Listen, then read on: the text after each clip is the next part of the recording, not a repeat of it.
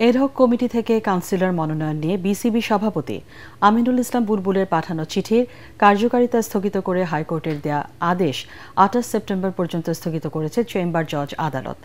বিসিবির পক্ষ থেকে করা আবেদনের শুনানি নিয়ে চেম্বার বিচারপতি এ আদেশ দেন। এর আগে বিসিবি সভাপতি আমিনুল ইসলাম বুলবুলের পাঠানো চিঠির কার্যকারিতা ১৫ দিনের জন্য স্থগিত করেন হাইকোর্ট। কয়েকজন কাউন্সিলরের করা রিটের শুনানি শেষে বিচারপতি মজিবুর রহমান মিয়া ও বিচারপতি বিশ্বজিৎ দেবনাথের দ্বৈত বেঞ্চ এ আদেশ দেন। আগামী ৬ অক্টোবর হবে বিসিবি নির্বাচনের ভোট গ্রহণ। আদালত এই মর্মে রুল ইস্যু করেছেন যে বাংলাদেশ ক্রিকেট বোর্ডের সভাপতি জনাব মোহাম্মদ আমিনুল ইসলাম কর্তৃক স্বাক্ষরিত ১৮ সেপ্টেম্বরের চিঠি, যে চিঠির মাধ্যমে তিনি পূর্বের মনোনয়ন বাতিল করে নতুন করে কাউন্সিলর মনোনয়নের জন্য নির্দেশনা দিয়েছিলেন, সেটি কেন অবৈধ ক্ষমতা বহির্ভূত হবে না। আদালত একই সঙ্গে সেই চিঠির কার্যকারিতা ১৫ দিনের জন্য স্থগিত করেছেন।